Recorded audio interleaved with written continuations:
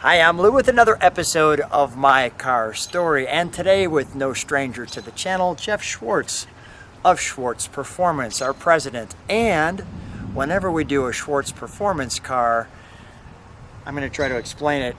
These guys build some amazing engines, and most importantly, they build the frames for these cars, and we'll show you what a frame looks like when it's not a Schwartz Performance. But when they put a Schwartz Performance frame on it, it's because a car like this has 650 horsepower coming out of a 427. So Jeff, what do we have here today? Well, we've got our Schwartz G-Machine chassis for GMA bodies. We were the first to introduce a muscle car chassis back in 2005, so that's what's underneath this car. It's got 14-inch bare brakes on it, 6-piston calipers all around, and 6-speed Tremec transmission, forged line wheels, Optima battery, all the normal things that we use, vintage air conditioning. This one's got flush mounted door handles, you know, a variety of modern conveniences in an old body. The 1970 Buick Skylark Post, and you'll take a look. So as we go to our featured attraction, let me stand right here. Come on, right back with me. We'll take a look at that. Wow. This is not a Restomod, this is a Resto Wow. So, of course, there's a story behind the car. And do you want me to do any voiceover while you're... No, come on with me over here. So, the story behind this car is that this owner has had this car since '71, as I understand, and he just kind of decided it was time to build it right. Would that be accurate? Yeah, it was kind of a rust bucket, and it had been stored away for a while, and the salt had done its damage, so a lot of rust repair. A lot of that was done before it arrived here. So when you're putting this together, this is how many hours? There's probably in the neighborhood of, I'd say, 1,500 to 1,800 hours on this one. The interior is a little beyond average, I would say, as far as our builds go. And then, you know, we did do flush mounted door handles and some other touches that required a bit more fabrication. So it has somewhat of the GSX look to it, and yet one of the things that I'll point out is this car has a post. Check out the door handles.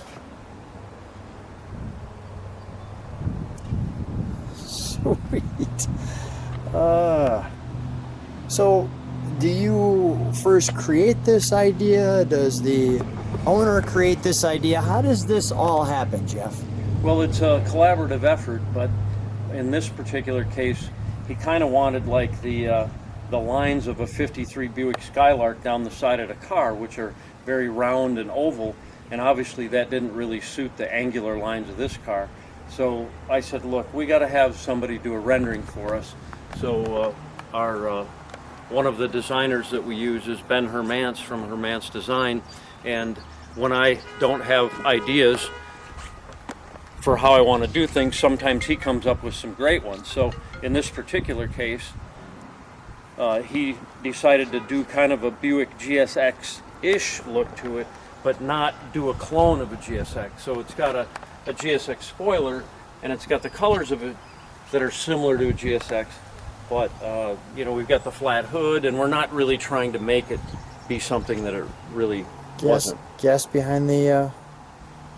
Yeah, there's a gas door behind there like a typical Chevelle. I see a camera. That's a backup camera. Backup camera, okay. So can we open this trunk? I see no, it's all flush as well. Yeah, it's remote control. Of course.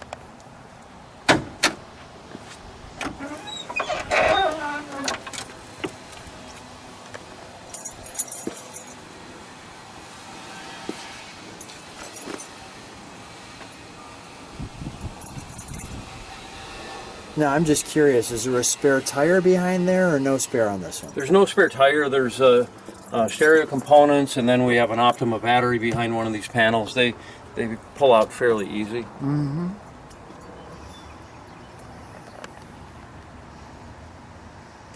Wow, just amazing. Let's take a look at the interior, shall we? I just want to show while I'm here. Here's kind of my hand on the front rim. Okay, it's about to the ring. And when you go to the back rim, well, it's well past my ring, as you can see. Those are 12.5-inch wide rims in the back, and we normally do 9s on the front. Let me just show that. Let me see if I can get kind of the width of that. That is a 345/30/19, similar to what's on some of the Vipers and Lamborghinis. Let me show. This is the normal frame. Okay. Yeah, that's pretty much a normal. So this will flex completely off of an engine like you're going to see. Just remember that soon when we show you the engine. Because the Schwartz Performance frame, and I'm going to try to do something a little different, Jeff. I don't know if I've ever shown the Schwartz Performance frame, but let me show kind of, let me see if I can get the angle for you. Kind of that. So you can see how that's all structured a lot differently. Okay, just to give you a snapshot. 200% less torsional flex than the original chassis. And I recall you telling me they're actually lighter. 125 pounds lighter roller to roller. That's with big brakes and a Ford 9-inch that are very heavy. Now, how do you do that? Is it aluminum or? No, we use mandrel bent tubing, and then the front cross member is much lighter than the factory cross member. And then, you know, we put extra strength in areas that caused flex, and then lighten it in areas that didn't have flex. So you get about 400 more horsepower out of this car. You get 125 less pounds in the frame, and it's sturdier. Right. Exactly. Yeah. Okay. That's why you come to Schwartz. Show me how this door works, because that's special too. Lighter, Yes. faster, stronger. That's what we say. Lighter, faster, stronger. Just first of all, as you're opening that door, I just got a man cologne whiff of leather that smells wonderful. So let me show you. Sounds like smells like a pretty lady with a leather skirt on or something, right? Man, you can hear me smelling. I'm just smelling. Look at the. I want to So just. the custom console was made from scratch, as well as the door panels and the armrest areas. And then these cars had a little engine turning, so we exaggerated and put a little more engine turning here and there. Let me show you that. He wanted something a little flashy on the interior, and he was thinking, you know, polka dots or fuzzy dash coverings or something like that. And I said, you know, we can do something that's a little flashy but stylish. So this is what we came up with. Yeah, this is very tasteful. Shane, who did the interior, came up with the perforated Alcantara with the yellow behind it. So the seat material is actually perforated with yellow material behind the perforation. Wow. I'm trying to let people take that in. So firm leather like you'd expect, and then this is very soft. It feels great. You know what I like too? The regular body by Fisher, as you would expect. So look at the pedals. I enjoy the spacing. This one here, is this just emergency brake? Yeah. Okay. A little bit of the tuning there. Custom gauge cluster behind there from Dakota Digital, but it fits behind the factory bezel. On all of our builds, we try to be very subtle and look very factory, but custom at the same time. Okay. And when we start this, I'll... Oh, sorry, a little fast there. When we start this, I'll just look over your shoulder. And here's your camera and your 6-speed. What kind of 6-speed Tremec? Yes, it's a Tremec T56 Magnum. So it'll hold everything. 700 foot-pounds of torque. We'll be okay. Wow. Okay. Should we pop the hood? Yes, of course. The bugs think it's a flower because it's yellow. Yeah. they're attracted to it.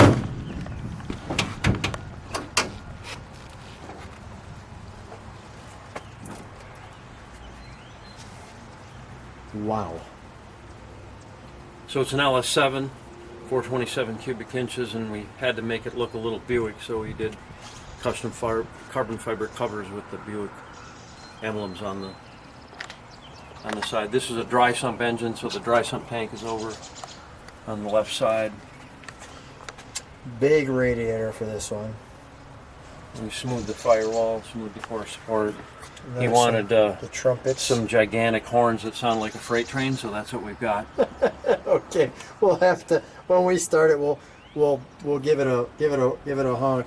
I'm noticing though this talks about the framing structure. Let me just key in on that so you can see what we're talking about to keep this all together. So we have air conditioning. All right, let's we're gonna do a couple of things. We're gonna fire it, obviously. Self-explaining on the power steering there.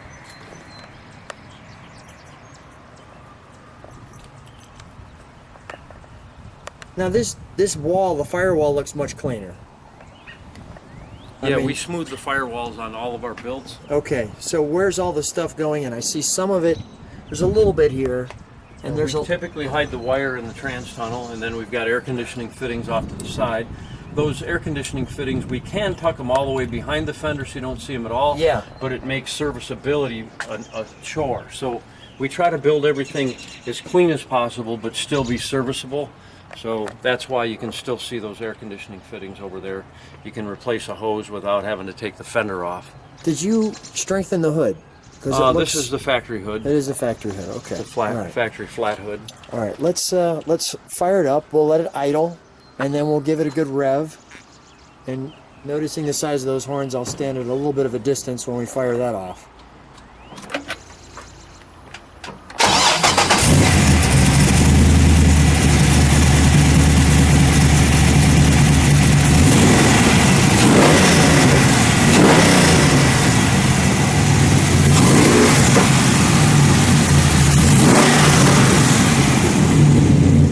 Let me listen to it idle for a second, Jeff.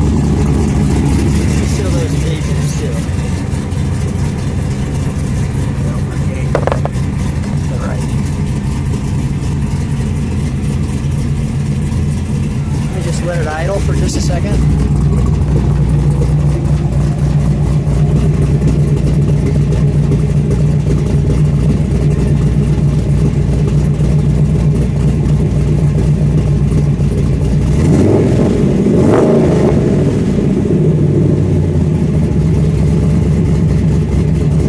Give me one good rev. Give me one good rev.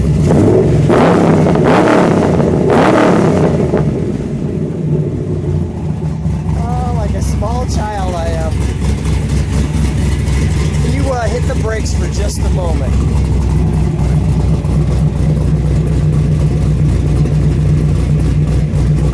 All right. Let's hit that horn.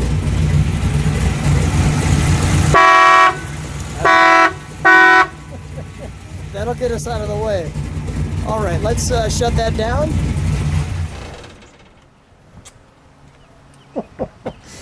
Oh, yeah. That's hard to get the smile off your face. If you like what you see, subscribe to the channel, hit the bell that you like this one. And Jeff, always a treat to come out when a car is done because it's just so much fun to see them like this. Thanks again for being on My Car Story. You're welcome. Pleasure to have you.